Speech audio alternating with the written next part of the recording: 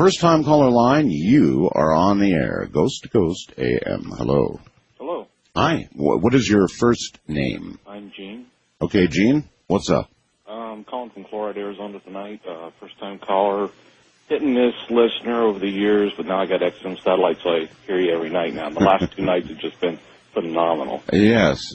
Did you hear portions of what I just played? Oh, I've been listening to it, and Art, my dad lost his larynx, and for about 6 years, we had to communicate with a PAL unit. And it sounded kind of like that, didn't it? Exactly like that. And maybe I can probably understand more than the average person can, because when my dad first started had to use it, he was difficult to understand at first. I think it's a remarkable, incredible demonstration of actual ongoing communication with the dead. I've never heard anything like it. Oh, me neither. I'm an audio engineer. I went online, looked at the schematics. I think we ought to build this thing. Yeah, it's all there. I mean, every bit of it. These men wanted to make sure that this did not die with them, and it has not. Obviously, it is possible to communicate with the dead, with those in another dimension. They proved it, and they left the evidence. Well, I certainly believe that, and I did want to share a entity attack that happened to me. I also sent you a picture tonight of a photograph I took in a train station in Needles, California, the El Garces train station. I've got a new digital camera, and I thought I was actually making mistakes with it, and I was editing all these things out, not realizing what they were. All right, proceed anyway with the story, and I'll look up the photograph. Okay. Well, this started happening when I was about 4 years old. We lived in a house there in Needles that was built in the late 1800s. In fact, it was built before electric wiring. About the 30s, it got actually wired, and it had the old silver wiring running across the walls of the turn switches. Oh, yes. And all of our ceiling lights actually had pull chains. And in the summertime, Needles is just like Vegas. It's very hot. Very, yes. And there was one room downstairs. It was like a little den off the living room. And my mom insisted that that's where I should sleep. And we always had problems with furniture moving around. And, of course, I'm a little kid. I'm not sure what's going on, how you are. Just everything should be just normal. This must happen all the time. And there was an entity that kept coming through the wall, coming after me, grabbing at me, trying to tug me. One night it actually got a hold of me. I got away. I started jumping on the bed. I wanted to pull this pull chain. Of course, the next morning my mom found a light on, and her little thing was just make the string shorter and shorter. And one night this thing got a hold of me by the feet, drug me, and of course I couldn't go through the wall. It did. Got away from it. I literally pulled the wiring off the ceiling to get that light on. Oh, my God. And I had bruises on my ankles. It was, I'm 4 years old. 4 years old. You're right. A 4-year-old would not know what should not be. Well, we, as a family, years later, the final straw was my dad got locked in the basement. We had a trap door in the back of the house, and all of us were gone. I don't know if we were grocery shopping or whatever, but he was down in that basement, and the cold spot freezer, big Sears cold spot freezer, chest freezer, wind up over the top of the trap door, and it's got a half of beef in it, and it must weigh 400 or 500 pounds. Mm-hmm. And we get home. My mom has to get the neighbors to come over and pull this thing off. And I swear it was probably about 2 weeks later, my mom wakes us kids up one morning and says, "We're moving today." Huh. Really? And my wife, we've been married for 26 years, and it bothers her. I always sleep with my head under the covers. To this day. Yeah, I don't blame you. There was a man who called last night. The covers are universal protection for the human species against bad things. Actually, they're not. Well, I realize that. I realize that, but in his case, this entity came and whipped the blanket and the sheet right off him. I heard that. Did you hear that? Oh, I heard that, and that was similar things that would happen to me. It didn't matter how much I hid, this thing still came after me. Yeah. But as time went on, as a family, we would sit down and talk about it. And of course, my mom and dad were more open about it. And the stories that they started telling us kids were just unbelievable. Whether there's anything at all after our physical existence, believe me, you want to look into this.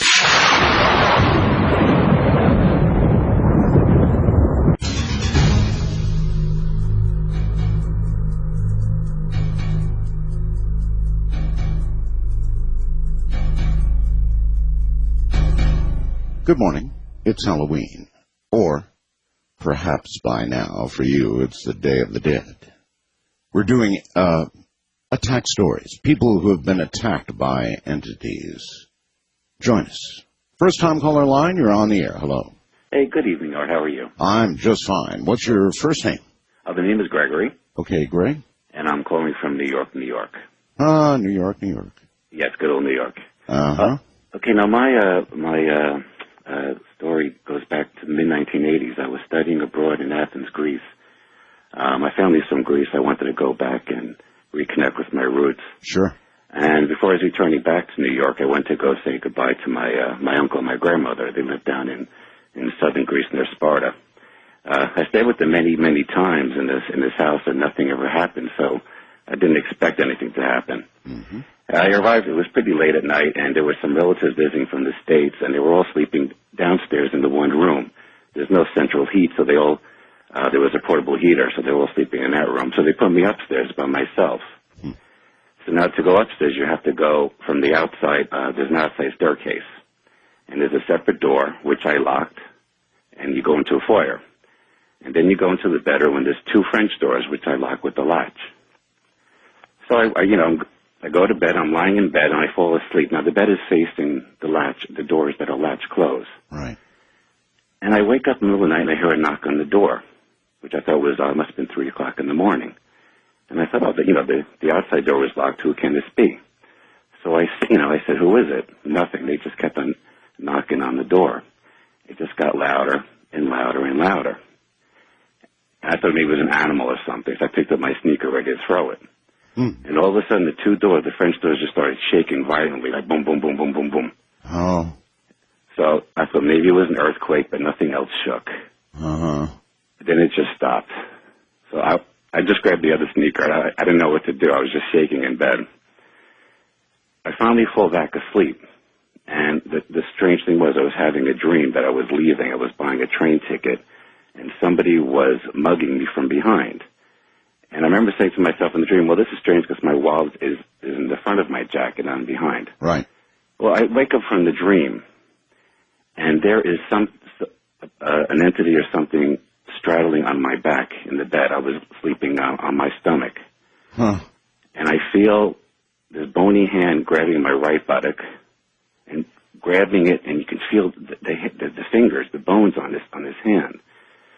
So I try to pick myself up kind of like a push-up. In other words, there was no flesh, only bones. That's what it felt like. You felt these man. long, Yes. bony fingers. Yes. So I try to pick myself up like a push-up, Mm-hmm.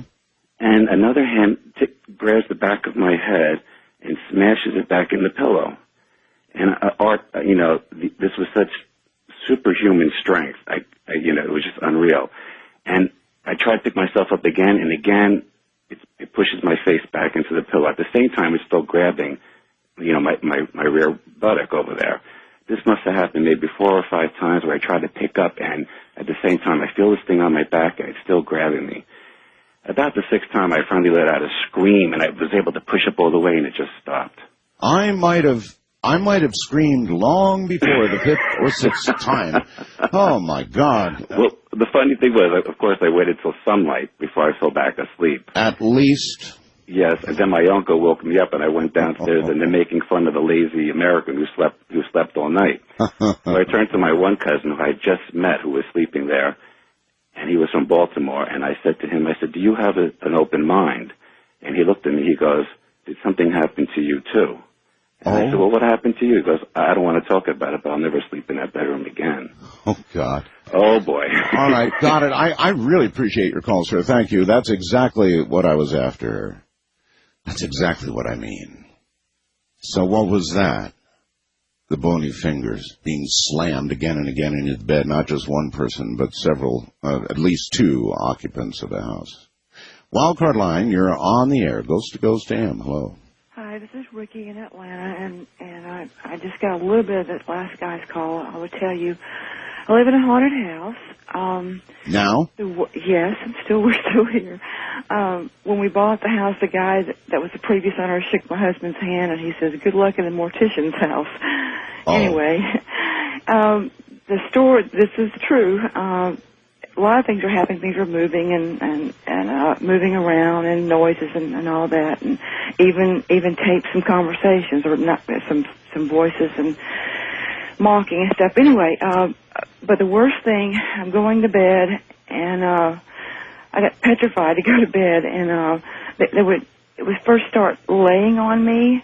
It was something I could feel them touching the covers and just basically like inching up on the bed. Yes. And laying on me. And when this happens, Art, you cannot move. It freezes you. You cannot move. You're paralyzed. Yes, sir. And there is no screaming. You cannot scream. You cannot do anything. And my husband's laying right beside me. Finally, I reach over and touch him, and I wake him, and he finally wakes up. What happened? And I tell him. So we got to where we slept closer, and so I could touch him. And the worst thing that happened is this: I could feel it laying on me, or inching up and laying on me, and the thing tried to have sex with me. I'm not exaggerating. I understand many reports, so that you might know, include sex or attempted sex. Well, yes. It felt on your privates. It felt like, and again, I was paralyzed. I couldn't move. I couldn't do anything. It felt like something was trying to tickle me with feathers, and they couldn't. I guess they couldn't figure out what to do. I don't know, but it was terrifying. Oh, that's odd. And now I basically sit up at night and listen to you, and go to bed when you go off, and try to go to sleep, and it's changed my life. It obviously has. You wait for the sun to come up over the horizon. Exactly. All right, my dear, thank you. Take care. There you have it. That would change your life, wouldn't it? If that really happened to you, I mean, think about it for a moment. It would change your life, wouldn't it? You might not go to sleep until the sun began to come up over the horizon. East of the Rockies, you're on the air. Hello, John. Your name is John? My name is John. Okay, John, I'm Art. 570 WKBN out of Ohio. Yes, sir. What's up, John? Hello. I just got a real quick one. About 15 years ago, I was sleeping in my bedroom, and the door was locked, and it was sort of early morning, Art. Yes. And by the way, I've been listening to you since day one. That's a lot of days. Yes, sir. Thank you very much for all the entertainment. You're very welcome. Okay. And the door was locked in my bedroom, and I was sleeping on the floor because it was a hot summer night, and it was beginning the break of dawn. So a light was coming through the window, and I feel a kick on my side, which wakes me up. And the light comes and it hits my pillow. This is important, that I can see my pillow after I was woken up by a kick on my side. Okay? Yes. The door's locked. I'm the only one in the bedroom. Yes. Someone kicks me in the side. All right. The next thing that happens, there's these two things of spit, if you will, that land on the pillow. Really? Gigantic spats, if you will, of phlegm. Yes, sir. Yes, okay. That land on the pillow, larger than the size of silver dollars, if you will. Wonderful. And first I saw one that was on the pillow, and then I saw the next one come and hit the pillow and actually land on the pillow. Yes, sir. I felt someone was standing over top of me doing this. And that's my story. Well, wonderful. Thank you for that phlegmy contribution. You see, you ask and you receive. This is pretty unusual stuff. I mean, the thing about that story, for example, is you wouldn't make that up, would you? You really wouldn't make that up. Or you have an awfully active, strange imagination if you did. West of the Rockies, you're on the air. Hello. Yeah, hello, Art. Hi. Are you going to be able to sleep tonight hearing all these stories? I don't know. Let's see what you contribute. Well, before I tell you mine, what happened to me, I just want to clarify that I'm a spiritual person, and I have been since I was 2 years old. And this essence came around me about 12 years ago when my beloved sister died. and he still pops in and out to this day. The time he got angry and violent with me happened one night when I was going through an out-of-body experience. Mm-hmm. I was laying in my bed, and I was lifted from my body to the left and was on top of it with what I thought was angels holding me under my shoulders and under my ankles. And they were, this is the best way I can describe it, Art, they were rippling my body. I felt it rippling, and it was giving me such great pleasure. I was laughing out loud, and I was thanking them. You wouldn't think that angels would hold you down somehow, but okay. Yeah, you see, I was up and to the left, and I was just going through this great, great pleasure when they lowered me back into my body. And I was starting to come awake when I felt him come into the room, and he was down at my feet. And I sensed, all of this you sense, and I sensed he came to join in on the fun. But he went to move my feet and my legs apart, and I sensed danger from him because I had gone through this with him before.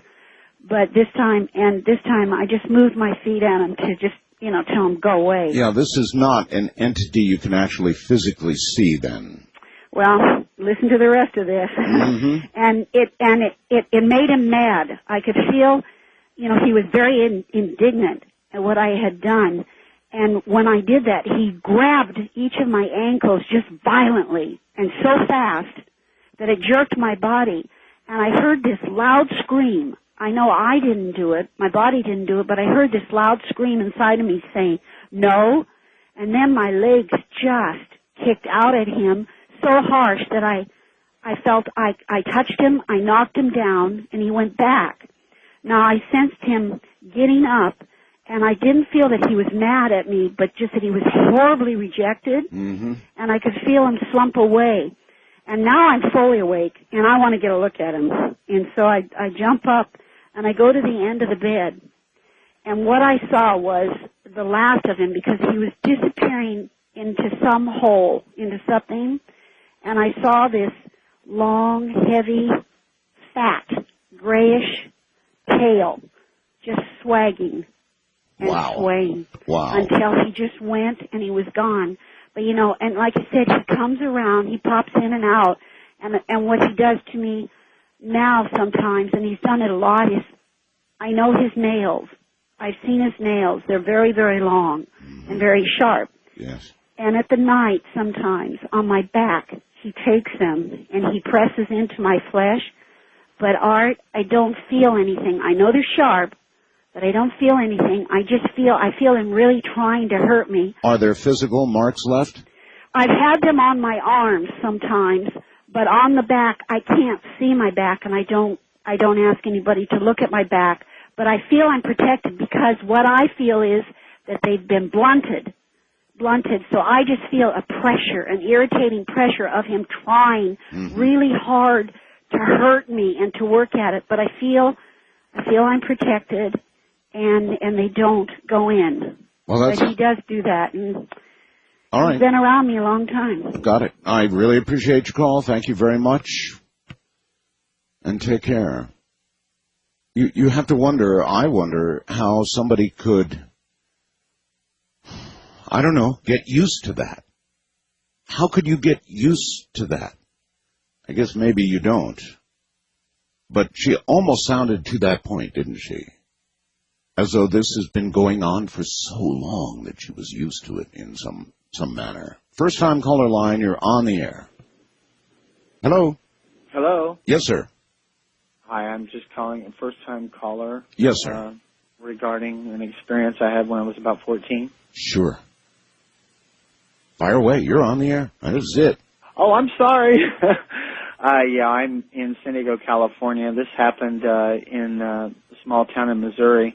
I was about 14. My sister, myself, and my mother lived in a small two-bedroom home. I had my own room, and my sister and my mother had their own room down the hall from each other. And in the middle of the night, in the dead of sleep, my mother yelled out for me, and I yelled out for her at the same time.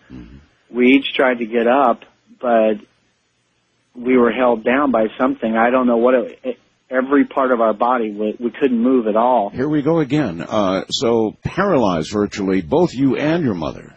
Yes, and it was, we didn't see anything. I mean, there was nothing visible that we saw, and it seemed like forever, but it was probably actually only for maybe 15 or 20 seconds. That can seem like forever. Yeah, especially when, I mean, my mother was hollering, and I could tell that she was horrified, and I'm trying to get up, and I couldn't move any part of my body.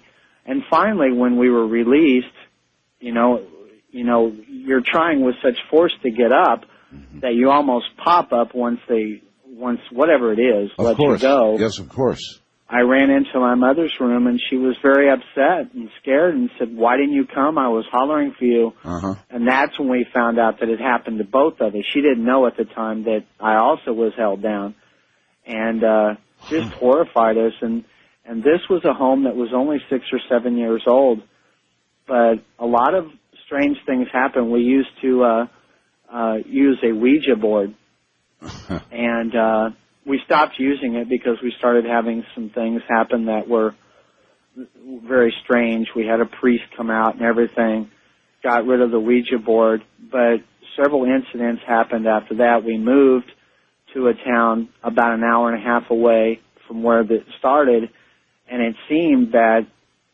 and I'm not a true believer in ghosts. I mean, I've had enough things happen to me that I know there's something, but I'm not one of those that just believe, oh yeah, I'm just not like that. I try to be realistic and say, there has to be some explanation for it. But yeah, it was very strange. I appreciate your call. Thank you. Thank you. There's the second case of not one but two people being paralyzed, held down. In one case, his head being slammed repeatedly against the pillow. Pretty weird stuff.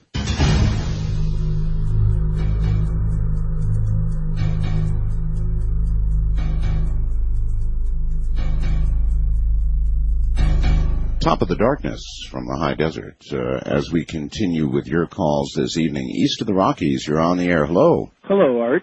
Hi. What is your first name? My name is Scott. I'm in Scarborough, Ontario, Hey, Canada. Scott. Right. And I listen on 640 AM Mojo. All right. Welcome to the program. Thank you. You had mentioned to me during the break that you're a ham operator? Yes, I am. I recognize that what I played in the first hour and 20 minutes or so was very hard for a lot of people to decipher and understand, but I take it you heard it, at least probably understood parts of it. And what do you think of what you heard? Maybe 60 or 70% of it I could pick out every word, but of course I've been doing that for 15 years. Oh. Picking out the words out of the noise. You get used to it after a while. I don't know. What can I make of it? I mean, that was decades of real scientific work. You can take a look at the diagrams up on the website. I already did, and I think I have a little transistor outfit that does QRPP, and I think I'll just set it to just transmit a little signal and receive the signal as they did on their website. And I'm going to test it and see if it works. Good. That was my intent. I thought, these men did something very real, and this shouldn't be just dropped. You don't need a lot of power, just a couple of milliwatts, just enough to get from your transmitter to your receiver. And from what it looked like on the website, very quick. And there's very simple transmitters out there, as you know. Mm-hmm. Well, if we hadn't done this, it would have been lost to all of history. Anyway, sir, what's up? Well, I think I have a story that falls right up the alley you're looking for tonight. Fire away. Well, this story is told by my grandfather, told me many times when I was a young kid, and it wasn't just a story to scare myself. It was a story he told me that happened to him during the war. Mm-hmm. That's World War II, and he was stationed in England, and him and his friend had some time off, and he said cars were very hard to get a hold of, gas was hard to get a hold of. What was actually plentiful was horses and carriages. Right. And so him and his friend were out, and they were doing whatever all night long, and they were on their way back to wherever they were staying. And he admits that they had a little bottle and they were drinking and they had finished it, and his friend threw it over this wrought iron fence into these bushes. And so the horse is going along this road, and he said this figure came out of this area behind the fence, physically walked through this wrought iron fence and up to the horse where the reins of the horse were, and grabbed onto the reins of the horse. Now, he said he was shocked because his words were, the horse was going along at a pretty good clip, but the man was walking normally. The man brought the horse to a stop, yes, came back to the carriage, and passed. They thought he was going to grab his buddy's boot, but what he did was he passed his finger through the boot, and he turned, walked back through the wrought iron fence, and just into the bushes, into the darkness, and was gone. They went back to where they were, told all of their buddies, and I guess they were laughed at. He said nobody believed him. Well, the very next morning, he had to take his friend to sick call. His friend got very sick. What happened was he got blood poisoning in that leg, in that foot. Ooh, really? It went right up through his leg and killed him within 2 days. Oh, my God. So whatever it was that passed through him left a little deposit of some sort. Yeah, and it killed him within 2 days, and there was no marks or anything. So my grandfather it was during the war. He was a soldier. He was mad. He was going to go back and find this guy. So he was killed by a spirit.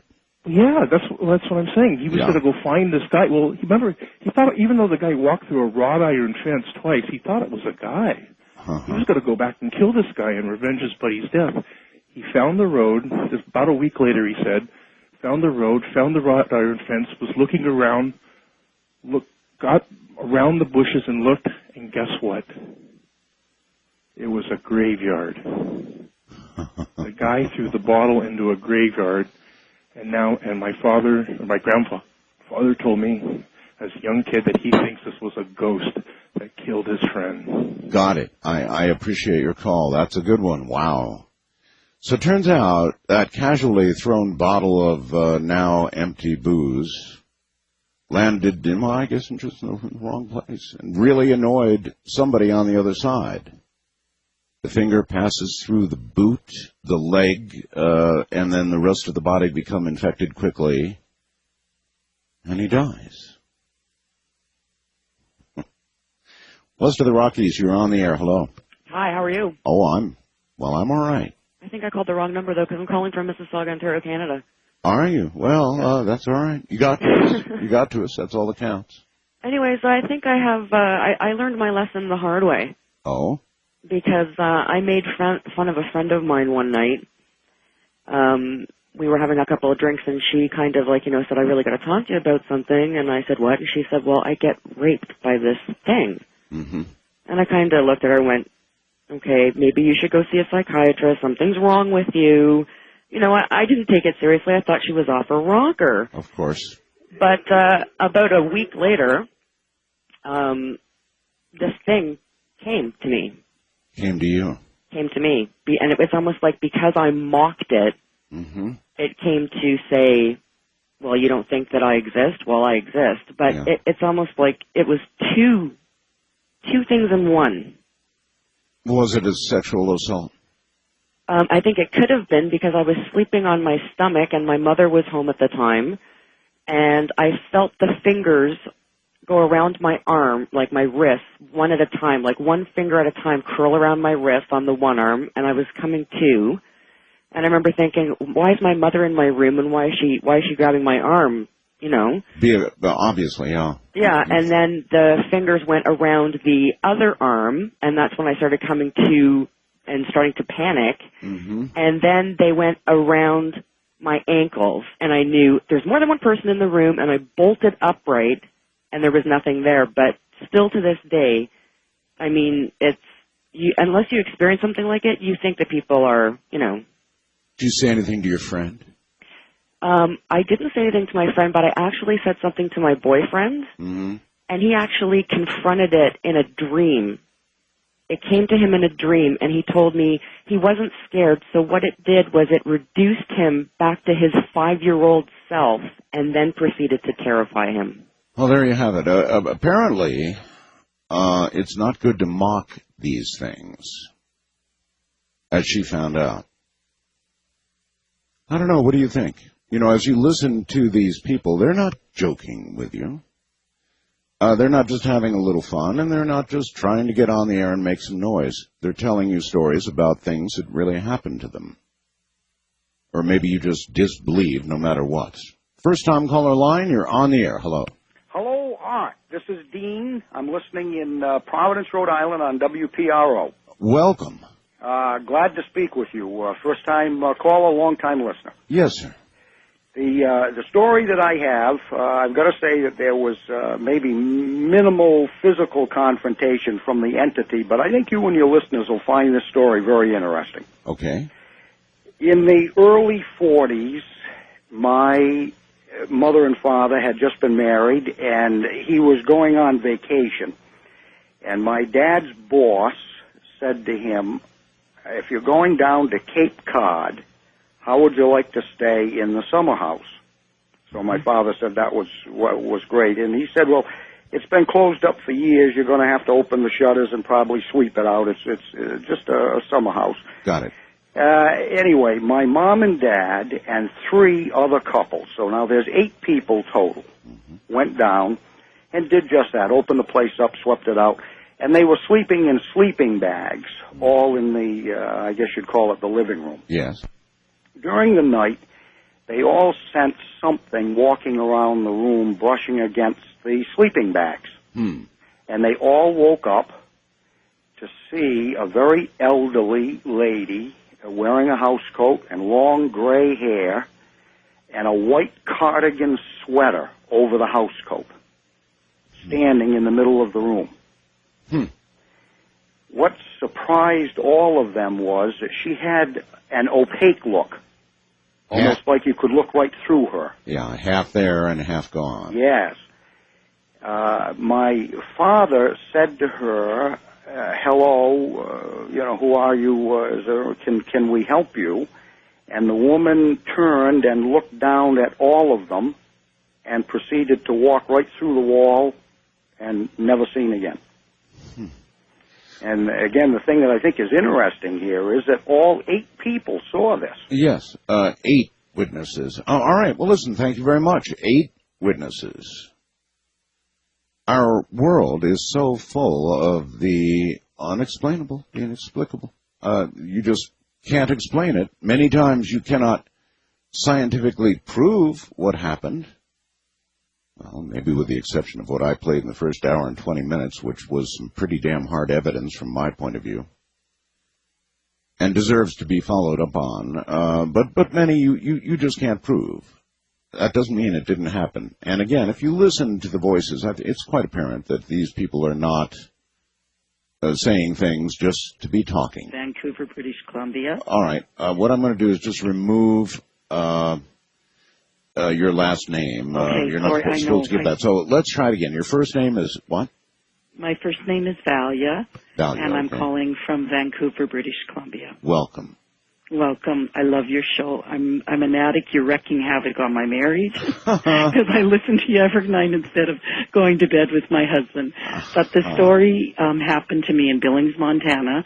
My sister and I lived in had our room in the basement of our house, and she was a couple of years older than me. Every night she would wake up with horrible nightmares, and it just got to be a habit that I would roll over in my bed, turn the light on, and have her tell me what was happening to her. Sure. And this one particular night, she was screaming, and as I rolled over to turn the light on, I saw something scurry between our beds, our twin beds, and go out the door, like on all fours. And I started talking to her, asking her what happened, and she said that the person was attacking her with a ski pole. And in the morning when we woke up and we walked through our family room to go up the stairs, to the right was our laundry room, which is where we kept all our skis, and there were 7 in our family. All our skis and ski poles were all strewn through the laundry room, and nobody heard any sounds at all that night. Wow. Yeah. Well, I don't know what to tell you except thank you for the story. You're welcome. And- We also found out afterwards that they built our homes on an Indian burial ground. Okay. Thank you very much. A lot of that, too, of course, associated with ghost stories of various sorts. It's apparently not good to build on a graveyard. I would guess any graveyard. Now, people often say Native American, but I would think any graveyard at all wouldn't be exactly a perfect site for your new house. On our international line, you're on the air. Hello. Hello. I'm going to have to hang up if you don't speak. Hello? Yes, hello. Yes, hi, this is Holly from Falkland, New York. Holly? Yeah. Okay, Holly, what's up? I have an apartment in Falkland, New York, and the curtains and stuff move. The curtains move. Yeah. Okay, you've got a radio on, don't you, Holly? Yeah. Turn it off. Okay. All right. We'll wait while Holly tries to get to the radio. Have it close by, folks, so you can turn it off right away. Okay. All right, Holly. Now, the curtains move. Yeah, it does it all the time, and then now my loved ones who passed away in the past is coming into my sleep now. Like my uncle, my boyfriend that passed away in '96. You mean your dreams? Yeah. Uh-huh. And- So, did one of them attack you? No, they talked to me. They talked to you? Yeah. And said what? They're talking about the one I'm seeing now. My boyfriend, one I'm seeing now. What do you mean you're seeing now? I'm seeing someone now, and they're telling me things about him. And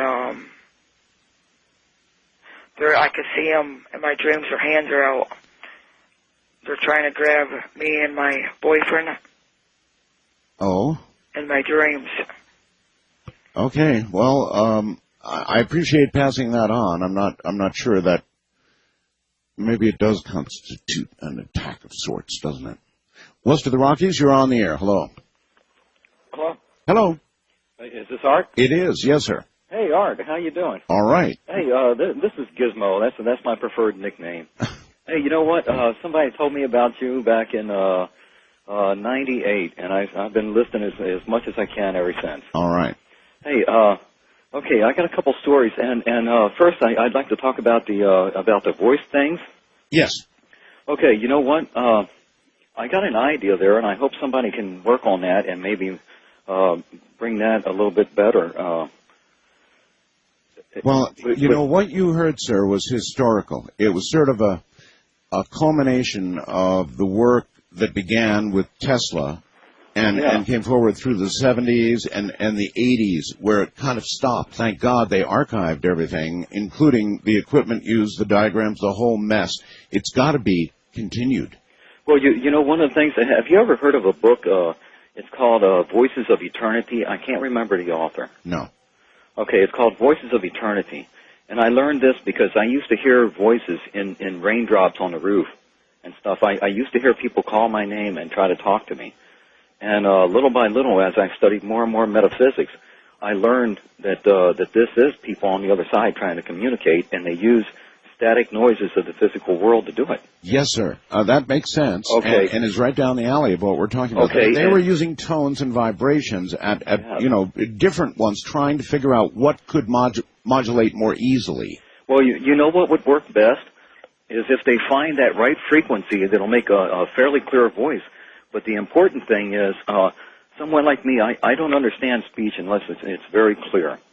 Okay, I speak very clear myself on average. I'm tired tonight, but unless it's very clear, I can't understand it. Yes. But one of the things with today's computers and everything, you can generate that frequency that will give them something to work with to communicate. You're so correct. And then you can counteract that frequency, Yes. and the voice should stand out. Oh, you're absolutely correct. And it should be clear. You're absolutely well. There might be some problems. In other words, if you if you got rid of the original frequency that appeared to be masking parts of the voice or making it harder to hear, you would see, since that was a frequency that was modulated. The moment you null that out, you're going to null out the apparent voice as well, because it's using that frequency to modulate. Yeah, but there's an imprint left behind, especially if you use computers. There's an imprint left behind that can be enhanced. Well, I have absolute faith that if somebody were to review the work that produced what we heard in the first hour and 20 minutes or so of the show and use modern technology, which is what you're talking about, computers and so forth, to enhance it, what we would get would be clear, two-way, real-time communication with the dead. That it continues in a moment.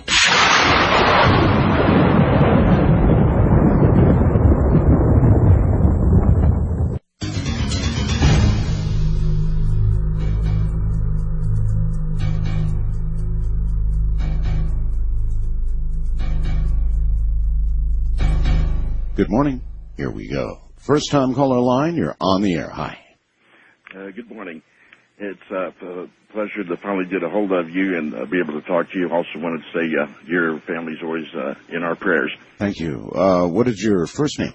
Dwight, and Dwight. We're in Colorado Springs, and we listen to you on KVOR on 740. All right. Excellent. Proceed.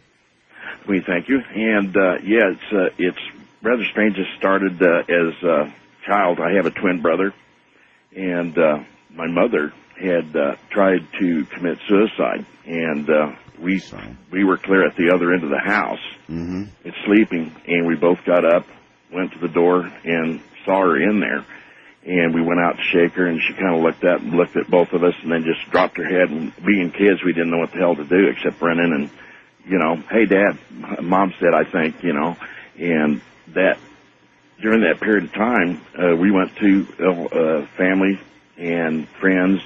And that night we came back home, and we're laying there in bed, and I'm looking in the hallway. I mean, I just couldn't sleep. And I seen the head of my mother. Nothing below the neck, just the head. And it comes right at me. And I didn't even find out till just recently. My twin brother saw the same thing. Really? It's like the third story like this tonight. You both saw the same thing.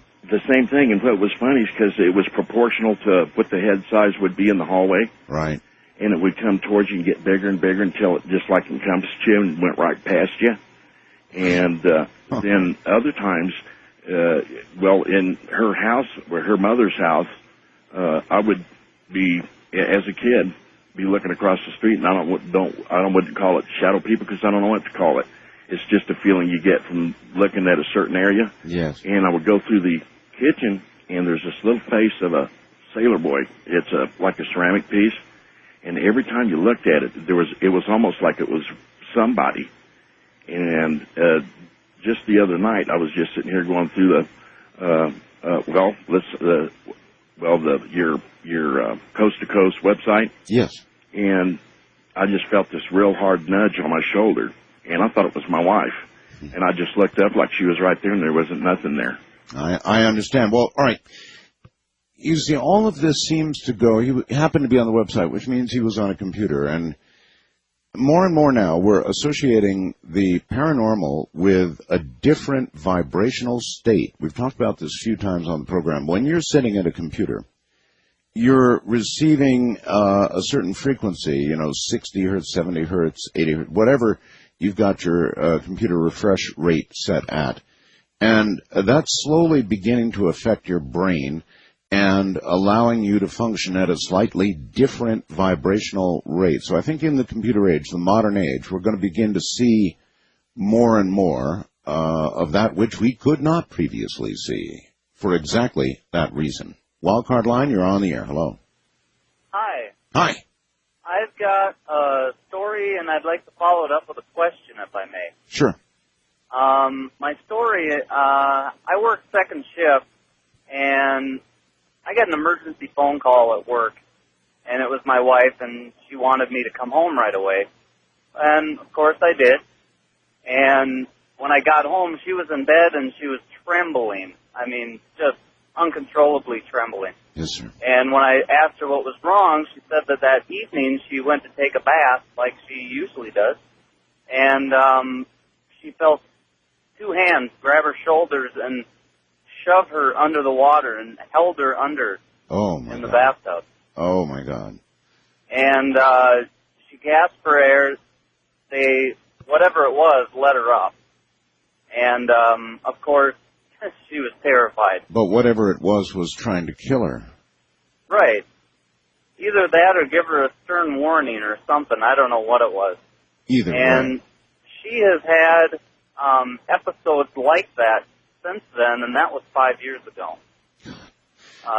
She claims to have been raped by something and just all kinds of stuff. Well, as you listen to some of the other women who have called, sir, I think you'll find that's very common. Not very common if you don't bring it up, if you don't ask, but once, somebody realizes that others are experiencing the same thing, then they're very likely to want to tell their story. So you've already heard quite a bit like that.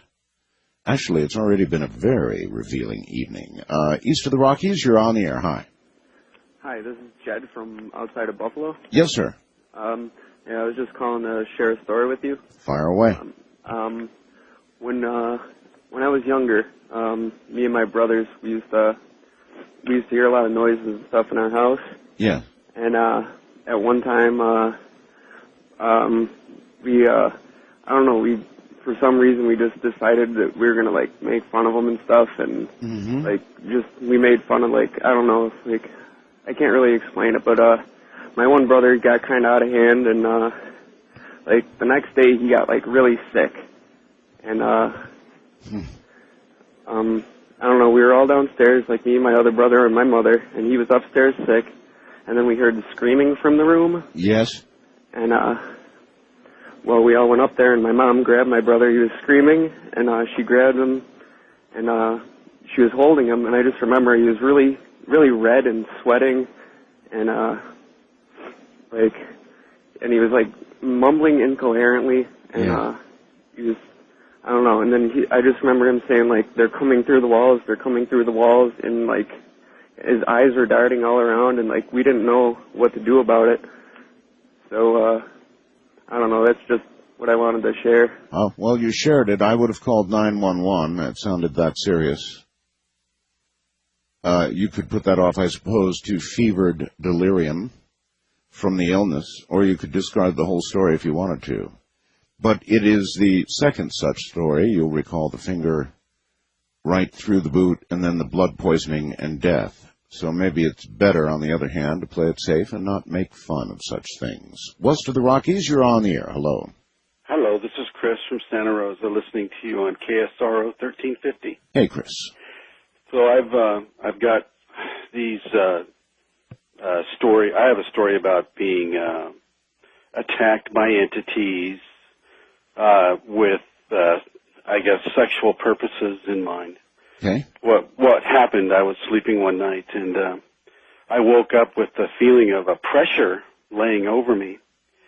And I woke up and I saw the most hideous creature sitting astride of me, and it paralyzed me for a second.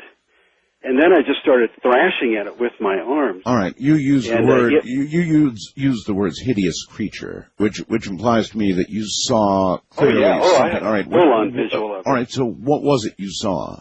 It seemed to be a mixture of all different types of animals. A long, toothy beak and dark fur, claws. Eyes that just had some sort of weird movement. But I swung at it, and I jerked up into a sitting position. I'd been lying on my back, right, and it moved off. And the room was dark, but I could see that it was still there because, as it moved away, it was darker than the surrounding darkness. And it stopped. And I stopped, and I was just there. I was in shock, and I was looking at it. And then it moved back at me and attacked me again. And I had learned from a few friends to cover my navel and cover my genitals, and so I did. Right. And it moved away. And I couldn't sleep that night. And the very next night, I would think maybe many nights. What do you think? Yeah. What do you think you encountered or came to Well, I you? know what it was. You have experience like that, and you start getting into the books, and you start looking at what's going on. Yes. And it was what they call for a male, it's a succubus or a succubi, and for Yes. a woman, it's an incubi. Right. And what they do is they come at you, and they will use your sexual energy or your kundalini force, which comes out in your sexual energy, as a food, as some sort of an energizing sustenance for them. Feeding on your energy. Yes. Mm-hmm. Pretty common. So what do you think? Did you get the sense he was making that up? I didn't. Nor have I, with speak of it so far, most of the rest of the people. Not making it up. These things really are happening around us. And maybe they're becoming more frequent. International line, you're on the air. Hello. Hi, Art. This is Tim calling from Mexico. Mexico? What part of Mexico? New Mexicali. Okay. Welcome to the program. Thank you very much. Well, my story basically is I guess, kind of unique because the first time I heard Ghost to Ghost was last year, and I sent you a fast blood saying that I'll never listen to Ghost again. I broke my promise. I listened to it today. Well, the reason why is because I was on my way to the gym. The gym's open 24 hours, 7 days a week, blah, blah, blah. And I wanted to work out. But on that day, it started to drizzle because there was a fire up in the foothills. And Coast did that mass consciousness. And I said, oh, it works. So as I was driving through these series of hills going up and down, I was driving like 45, 50 miles an hour. Keep in mind it was raining. And as I was coming down the hill, I was just driving and cruising. I was like, what the heck is that? There was this purple substance on the bottom of the hill. And it started to come forward. And I'm like, oh, my God. You mean like a blob of... Yeah. And it shot towards me. I'm like, whoa. And I slammed down the brakes. And it just passed through me and over my head. Stupid me, I forgot that it was raining. The brakes locked up, so I started to pump the brakes. And after pumping the brakes, I pulled over to the right, and I came like within feet, like 2 or 3 feet from a police car. And I was just in shock. Police officer walks out of the car, looks at me, and said, are you okay? And I said, yes. And he said, did you see what I thought?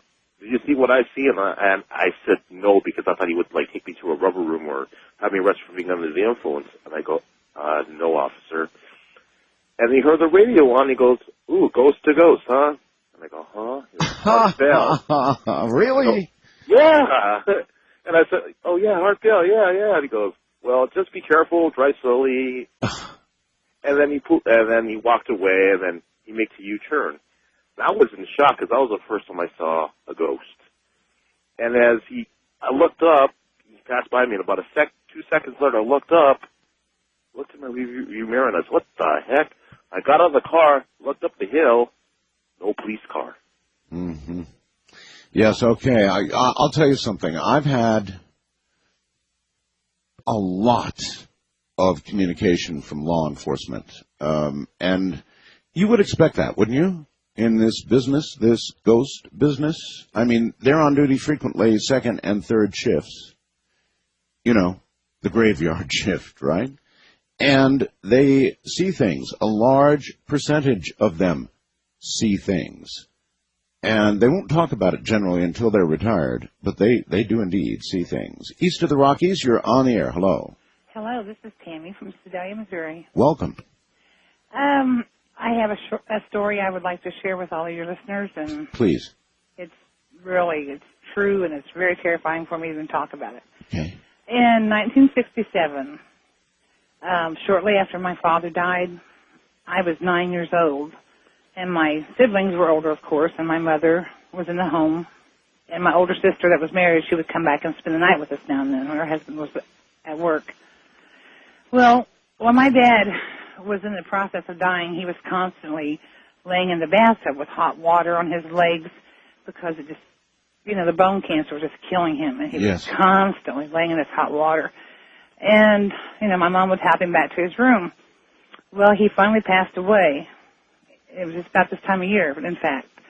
And 2 weeks after his funeral, my mother and her friend was eating lunch in our kitchen, and the hot water went on in our bathroom. And it just scared her to death because she had to turn the water all the way back. Got it. Steam had already come out. Well, this had happened to each one in my family, and we'd seen it all, together at different times.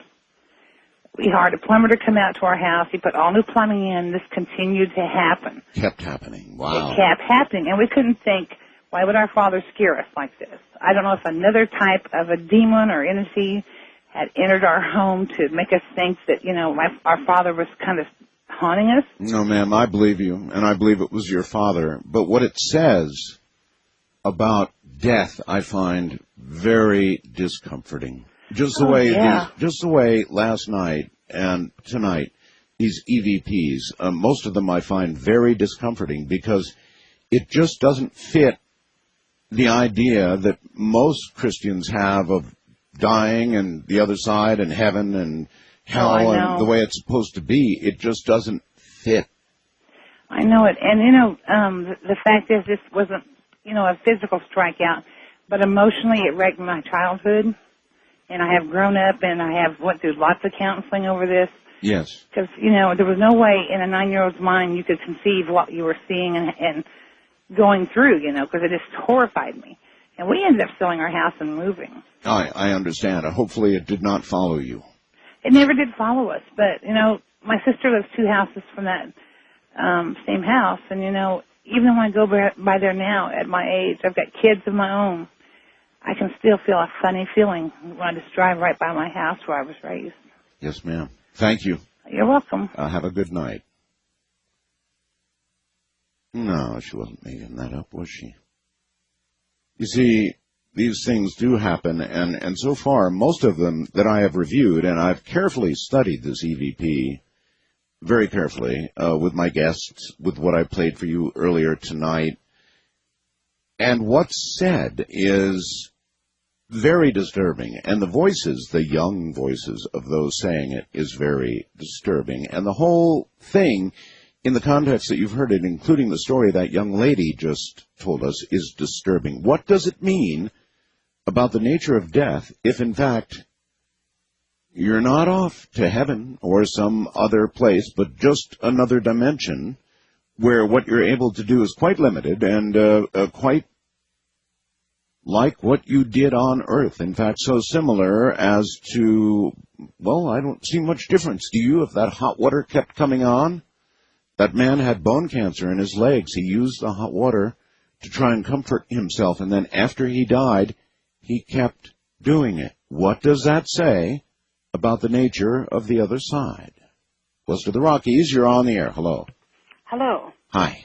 I'm Sandy. I live in Juneau, Alaska. Hi, Sandy. Welcome to the program. Thank you. I've been listening to you for the last few weeks, and I didn't realize you were even on the air, and it's just been a great place to listen. Thank you. It's something a little different. Right now, I suspect all over the dial, bottom to top, it's nothing but election, election, election. Right. So we're sort of an oasis in the night. Right. Well, I have a ghost story to share, and I, quite frankly, have been so terrified of it that I've not even told anyone about it. That's pretty common, Sandy. Is it? Until you begin to hear others' stories, you just don't say anything. Listen, Sandy, we're coming up on a break, and so what I want to do, you're on our toll-free line, so it's our nickel, and I'll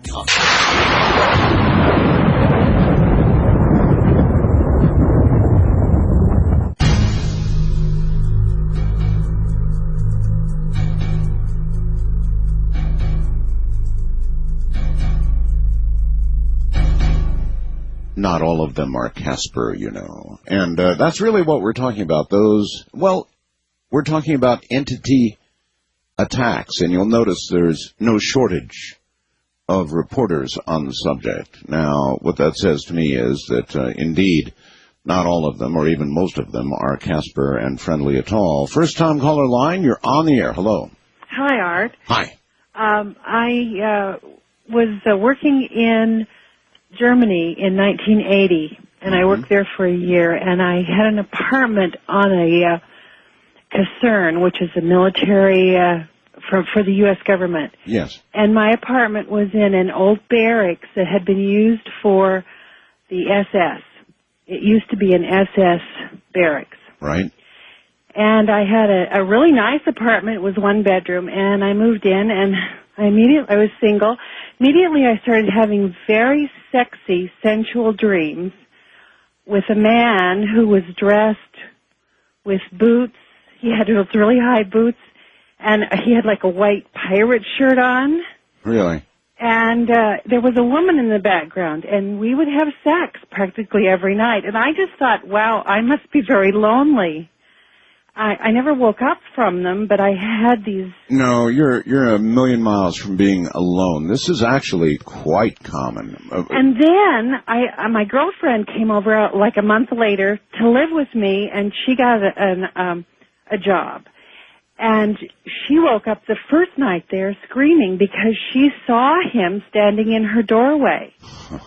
And he tried to have sex with her, and she wanted nothing to do with it. We've had like multiple witnesses now, several calls tonight with multiple witnesses, and here's another one. So she wouldn't have a thing to do with it, huh? No, and then my mother came to visit, and the first morning my mother, I was 32, my mother was 56, and the first morning she got up and she said, well, I must be missing your father very much because I had this dream last... Well, by the time your mom got there, didn't you feel somewhat incumbent on your part to warn people? I didn't even think of warning her. I mean, I was just so excited about having her there, it never dawned on me. And so I told, then of course, my girlfriend, Joan, and my mom, and we sat there and we all compared stories, and he looked the same, and the woman was I don't know what her job was, maybe just to stand and watch. But it was the strangest thing. But when I did leave, I did tell the woman and it was a woman who got the apartment, I told her about it. Good for you. At least you warned somebody. I had to warn her. I only stayed there a year, but and there was nothing I could do about it. You know, I couldn't keep him away. I couldn't figure out how to do it. Once we figured out what it was, and it was a creepy building anyway. I mean, it had like 4 levels down below, and you heard strange things, and that was where the laundry room was, and you didn't want to do laundry at night. So, well, it was obviously the place. I mean, these others had not been having previous experiences until... No, none of us had. That's right. All right, well, listen, thank you very much. There you have it again. And why wouldn't sex be a part of it?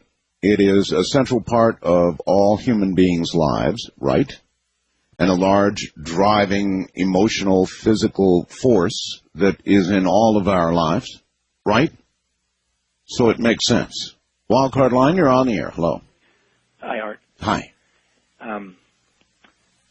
Following with your topic here, I just wanted to share a story that happened to me back in 1996. Where are you, actually, now? I'm Robert, and I'm in Pennsylvania. Okay, Rob. And I had just gone to Dubuque, Iowa, with some friends. We were working on the 96 presidential election. And over the course of a few days, I heard all of these people talking about a guy named George.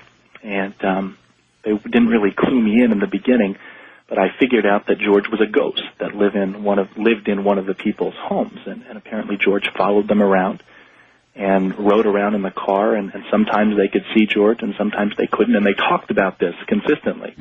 I was raised very fundamental Christian. I didn't believe such things were possible. I still retain my beliefs, except on this particular subject. And I just felt compelled to tell them that, stuff like that can't happen. And I mocked them, and I did it pretty much in an arrogant, not nice way. And I didn't believe them at all. And then one night we were doing some election work, and they ran out for pizza, and I was watching some news station, and there was a stack of papers that we had near the entertainment center. and they started to, I can't even explain what happened. It sounds like it's out of Ghostbusters, but these papers raised up on the side, and they started flying around and swirling and going, and I thought it was a joke. I thought, there's candid camera around here. These people are playing a joke on me. And I don't remember exactly what I said, but I said something to the effect of, stop playing around, guys, or what kind of joke. And Where's Alan Funt? Yeah, right, exactly. I was looking for him, or his son, Peter. Yeah. And they started flying at me. I mean, the papers were like swirling around me in a tornado kind of effect, and I was batting them down, and I was terrified. And I just remember saying that the one thing I do remember saying very clearly is, okay, George, I believe. Oh, and really? As soon as I said that, the papers stopped, and I was breathing heavy, and I was horrified. Well, you're only about the fourth caller this morning who got his or her experience from mocking the whole thing. And so something else, and I don't know if you've ever heard of this happening, and I'd never related this to any kind of spiritual experience or ghost experience, but I've had a problem for probably close to 10 years, and it comes and goes, and sometimes it's every night, and sometimes it doesn't happen for over a year, and usually it's very early in the morning, where I wake up and I feel like my mind is completely and totally awake. I can't move anything. Mm-hmm. I can't move my hands. And the first time, sometimes I feel like I'm going to die. Well, there is... It's that terrifying. Of course, there is a condition, of course, called sleep paralysis. And that may not be ghostly at all. However, at the same time, we do seem to get an awful lot of stories that begin that way, don't we? There is a certain diagnosed medical condition of sleep paralysis that does occur. Of course, the rest of this doesn't go with it. Usually, east of the Rockies, you're on the air. Hello. Hello. Hi. This is Fran. Hi, Fran. Is that? Yes. Oh, okay. In 1955, I was 18 years old, and my father died.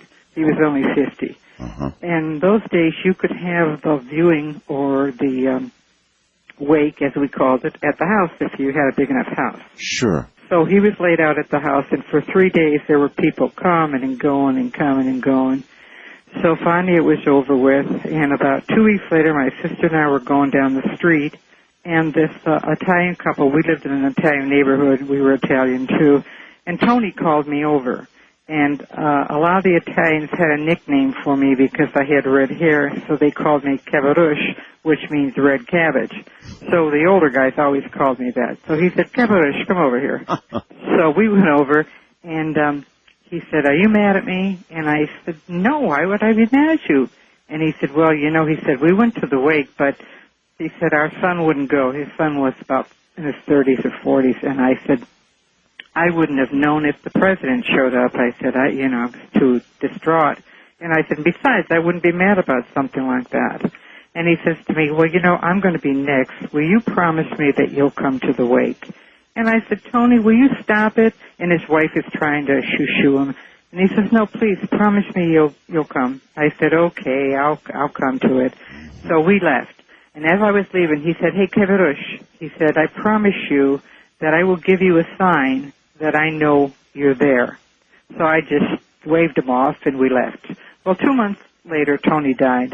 So my sister and I went down the street, went in the house, and there were a lot of people around, so we had to wait before we could go to the casket and, say our prayers. And so I was glancing up at the flowers. There were lots of flowers, and there was a beautiful spray of yellow flowers, and it had, worked into a clock, which gave the time of day that Tony died. Right. I had never seen one like that. I had since seen a lot of them. So I said to my sister, look at that. He died at exactly 10:20, and that's the time Dad died. And she said, wow. So we finally got up to the casket, and I went to kneel, and just as I went to kneel, I felt something strange was going to happen, and just then the spray of flowers with the clock fell off the wall, hit the casket, hit our feet because we tried to jump back, and the undertaker happened to be there delivering chairs, so he came running over, and he says, I'm so sorry, are you hurt? I said, no, we're okay. And he said, that's never happened before. He said, I guess I'm going to have to put it back up. Well, we left, and my sister turned to me, and she said, because I forgot all about what Tony said to me, and she said, do you remember what Tony said to you? That if you showed up, he'd give you a sign? Yes. So I don't believe in coincidences. That's never happened before. The flowers looked like they were up there pretty good.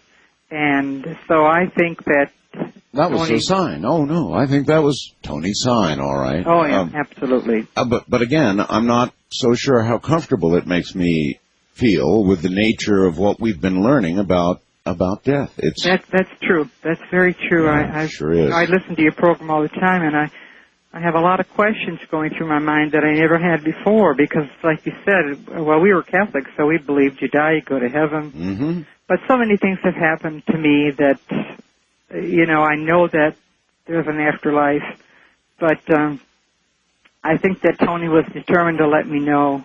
Tony did. Thank you very much for the call. Well, yes. So much disturbing about... It's so contrary to what most of us believe about the nature of death, right? We've got I don't know, maybe you throw in purgatory some, and then heaven, and then you got hell, and you've got all that stuff, but none of what we've been hearing, none, from the electronic voice phenomena to the stories to any of the rest of it would suggest that that's what it is. Not to me, anyway. West of the Rockies, you're on the air. Hi. Hi. Welcome to the program. Thank you. What is your first name? I'm Sandy. Sandy. All right. Where are you, Sandy? Juneau, Alaska. Juneau, Alaska. Yes. Has it begun to get cold up there yet? Well, we've had a couple of real hard frosts, 20 degrees at night. Oh, well, that's cold. But right now it's around in the 50s. So, and we have a lot of rain. We're a rainforest. Oh, I know. Most people think Alaska's all equals. Well, Juneau's, way down there. Yeah. The capital and all that. And it's right on the ocean, and we get a lot of warm currents. People don't know that your town is accessible only by air or sea. I mean, that's it, right? That's correct. They keep saying they're thinking about building a road, but it would be a very expensive project. Yes, it would. So Juneau is a very isolated town. Yes. Anyway, what's your story? Well, this occurred about 20 years ago. I was going through a really bad divorce. There was a lot of violence in the marriage and stuff. And the doctor had given me some medication to help me sleep. Mm-hmm. Now, I was lying in bed, and I was lying on my stomach. And all of a sudden, I felt a very heavy pressure sit on the side of the bed right next to me. And I tried to get up to, I was concerned that it was my soon-to-be ex-husband maybe sitting next to me or whatever. Sure. But I was trying to turn around to see, but I couldn't. And all of a sudden, I heard this, it was like a woman's laugh, and like a woman who was a really heavy smoker. Uh-huh. And she laughed. A raspy laugh. Yes, very, very gravelly sounding is what I call it. And I tried to sit up again, and it was like she flung herself backwards on top of me, and it was just laughing and laughing. So I tried to reach my arm around, and I grabbed the hair on the head, and I pulled it, and the head came off. Oh, my God. And so I'm holding it by the hair, and I look at it, and it's just a real wrinkly old face. And most people would be inclined to drop it like a hot potato. Well, I fainted, actually. But well, anyway, it woke up while it was in my hand, and that's when I fainted. Say what? It woke up in your hand? And so then I came to, my dog was whimpering and sniffing at me. Well, hey, I'm with you. I'd faint, too. I'd faint. Dead out. Yes, I did. Yeah. And when I woke up, there were a few strands of hair in my hand. Oh, my God. And so for a minute there, I wanted to throw them away, to just throw them out and get rid of it right away. At the very least. But I thought, I'm going to put them on the nightstand. And so I did, and I sat up in bed for a long, long time. finally the dog fell asleep, and she seemed pretty calm. And so I went back to sleep, fortunately. And so I woke up in the next morning, and I remembered what had happened. And I looked over to the dresser where I'd put the hairs, and they were gone. But I was so very terrified. Oh, my God. Well, that qualifies as one of the worst I've heard. Thank you very much. Take care. Oh, now that's bad. That's really bad. You grab at a ghost's hair, and you grab it by the hair, and the head comes off in your hand. And then the head wakes up, and then our caller faints. And I don't blame our caller a bit. Good morning. You're on the air. Ghost to Ghost AM with Art Bell. Hi. Hello, Art. Hello. Where are you, sir? Well, I'm traveling. I'm just east of St. Louis, traveling to Iowa. Okay. I have a good story here. I got plenty of stories, but my bizarre story is when I was 18 years old, back in 1990, I was a whole bunch of my buddies, and we got a house rented right out of high school, and had a lot of fun. And one night, my buddy and I were staying up late and talking about stories and drinking a little bit, and he decided to spend the night, so I had the biggest room in the house, and I had a couch in there. Uh-huh. So he decided to sleep on the couch. Well, I went to sleep. It was about 3 o'clock in the morning, and some odd reason, I woke up at 6 a.m., and there he was, elbows on the knees, and, why is a ghost? And I said, hey, what's on there, bud?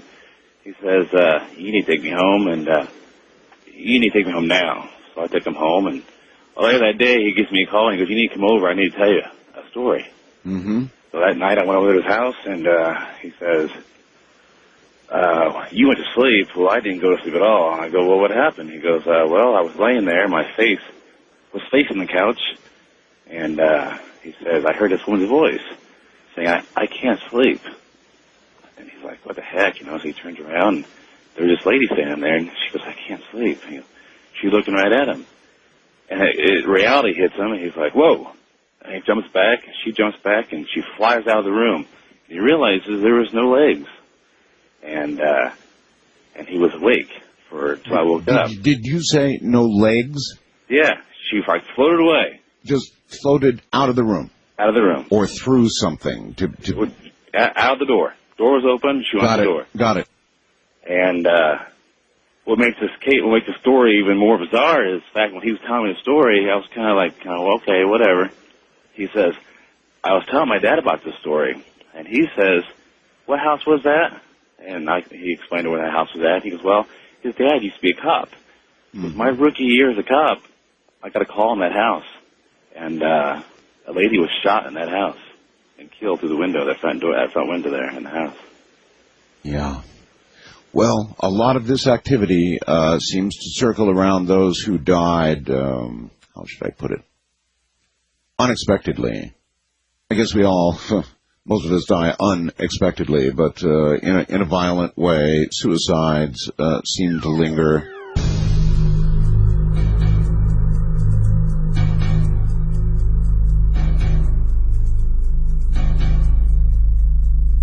This evening's program was designed to get you thinking, and I would presume it's probably done that. By the way, if you saw my webcam photo, Richard in Oregon, Wisconsin says, hey, Art, nice hat you're wearing in your webcam. You can never underestimate the power of the cylindrical pyramid.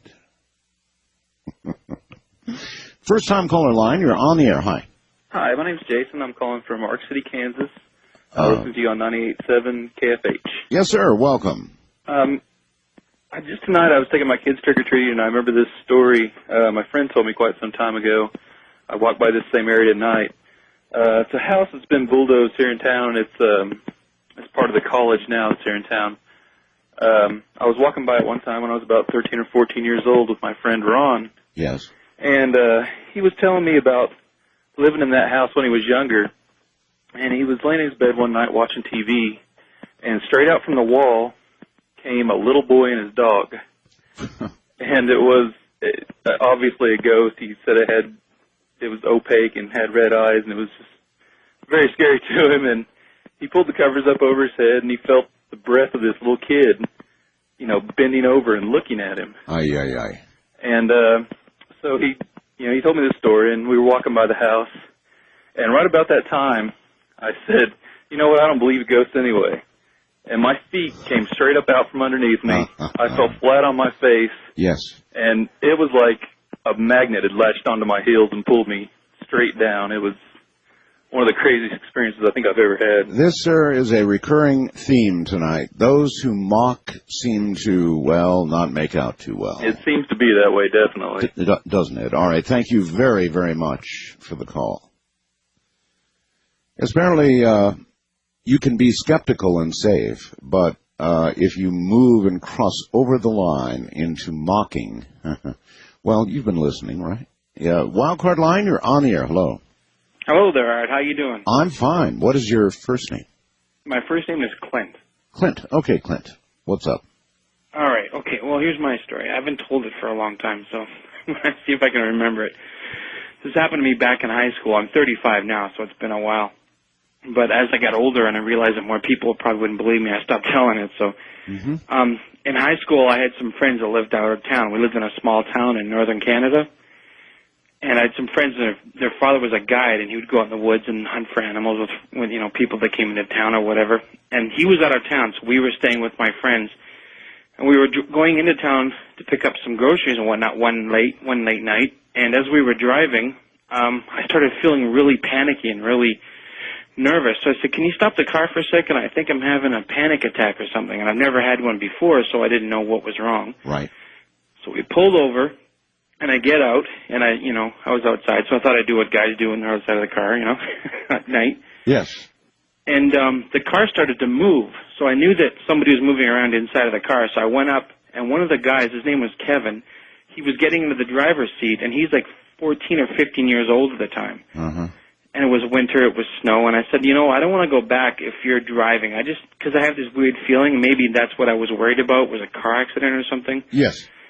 So he goes, well, we're going to go back to the house, grab some money, because they had forgotten some money, and we'll come back and pick you up on the way back, because I said I just walked. So I said, okay. So anyways, they take off, and I'm just kind of walking, and I'm still feeling kind of nervous, but I'm okay. And there's houses here and there, but it's on the woods, so they're far apart. You can see the lights in the snow. And all of a sudden, I see the headlights turn around, and the car's way up around the lake, and the car's turning back, it's about a mile away. So I thought, I'm going to play a joke on them, and I'm going to run up on the side of the hill in the snow. They'll go by, they won't see me, and they'll think, where did Clint go? Right. So I ran up, I'm standing on the side of the road, and I got my hands on my knees, and I'm kind of giggling. And all of a sudden, I don't know if this is related or not, but my vision went blurry, and as the car went by, I thought I saw a hearse driving by.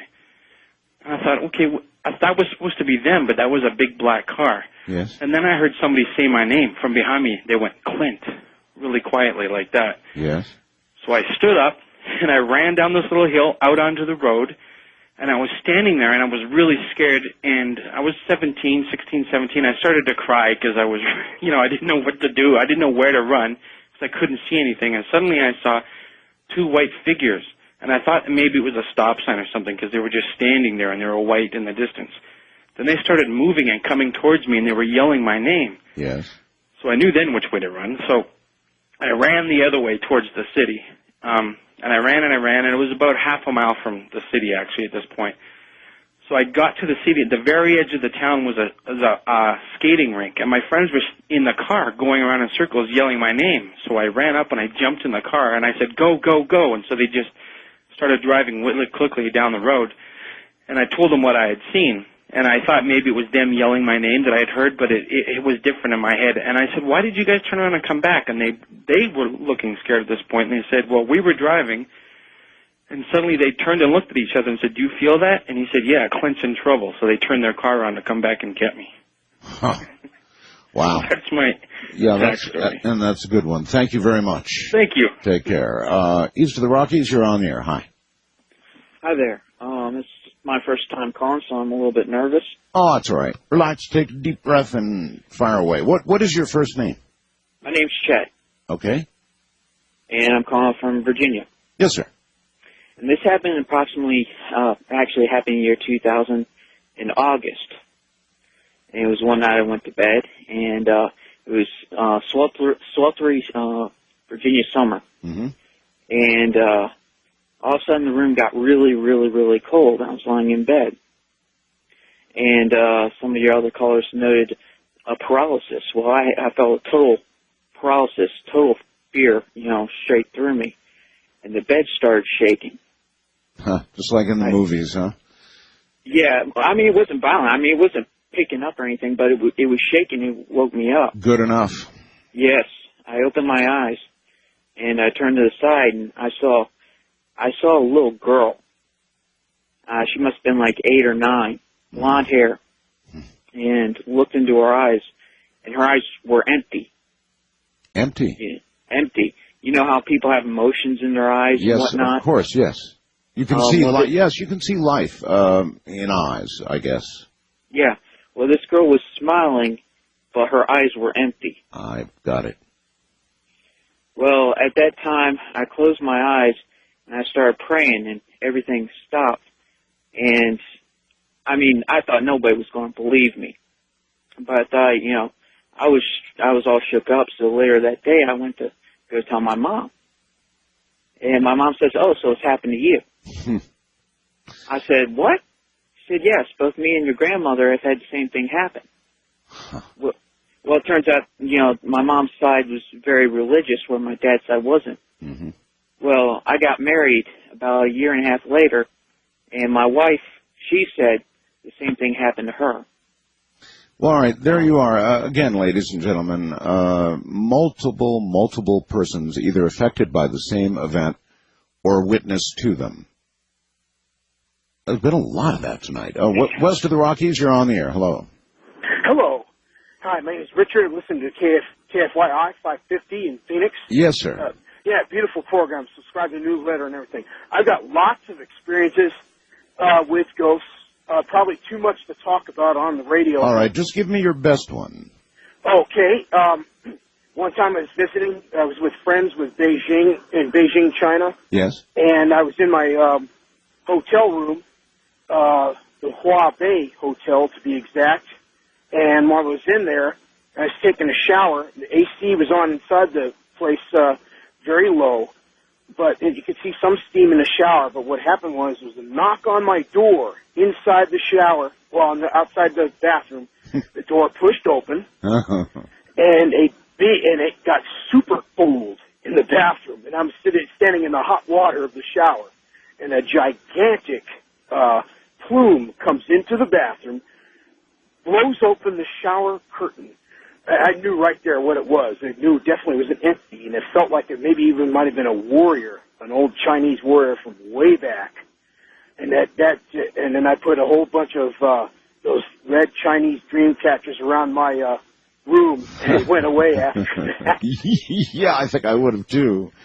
I utilize dream catchers as well. Yes, I got one more quick experience to try to tell you about. I've had a lot of them at Honolulu Airport. I worked in Hawaii for a while. Even had friends who I worked with and held down out there while working.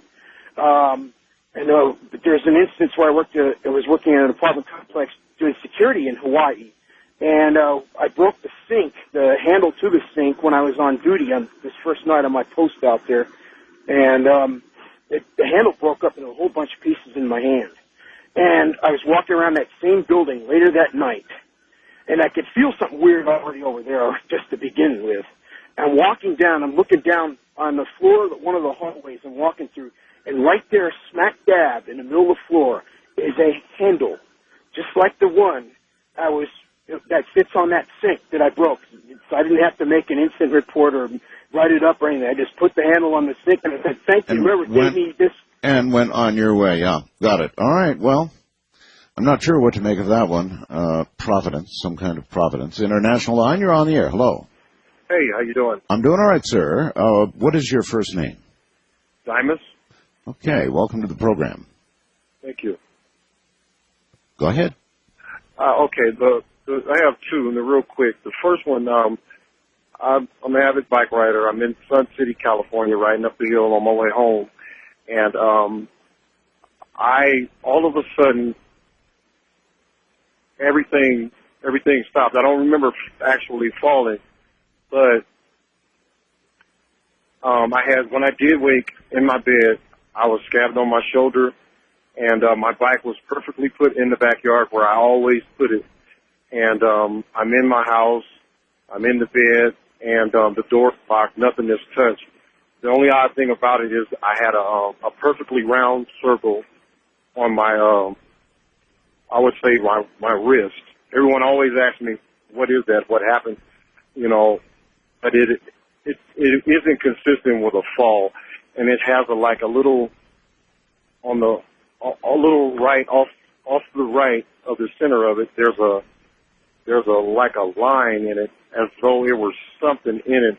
I know it seems odd to say, but that's exactly what's going on. And that, I mean, after it happened, I just forgot about it or whatever. But the more I think about it, it is extremely odd for me to just, as much as I ride a bike, just to fall. I don't remember falling. I don't remember any type of pain.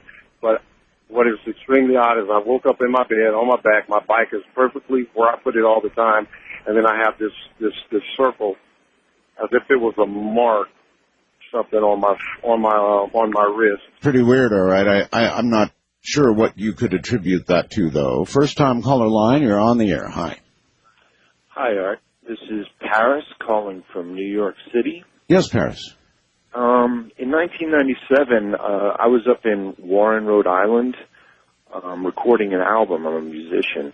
Yes, sir. And usually at the end of the day after recording, I would go out running every night. And Sure. one night, you know, maybe a month into the recording, I went out running, and I would run along this bike path. It would go about 5 blocks before it got to this wooded area, and the bike path would go down by the ocean, where there were no lights, which was not really a big deal. And I would run. It was about an hour run, and I would do this every night. And one night, when I came to the wooded area, it was pretty foggy, and I tried to run down the path, but something compelled me not to. Like, it was definitely fear completely stopping me, and I thought that was ridiculous, and I kept trying to run down the path, and I couldn't do it. I literally was standing there going, this is ridiculous, I'm a grown man. But I actually went back to the studio and just ran around the block a couple of times. Then the very next night, I went to do the same run, and I went down the path. It was no big deal. But on my way back, when I cleared the wooded area and got back into the city, there was this street light that lights up the area right there, and there was this big dumpster. And just as I got to the dumpster, a man ran out from behind the dumpster and ran straight towards me. He was wearing huge boots and a big, long trench coat, and he was totally silhouetted. And as he came toward me, he disappeared just as he got to me, and I had, like, braced myself to fight. I was, like, looking on all directions, and he was gone. And I literally ran back to the studio as fast as I can, the 4 blocks. I ran to the studio and swung the door open, and he was like, what happened? What happened? And I was like, I didn't even know what to say because it just seemed so absurd. And they all felt like I got into a fight. And I must stress that I was kind of like the skeptic of the band, you know.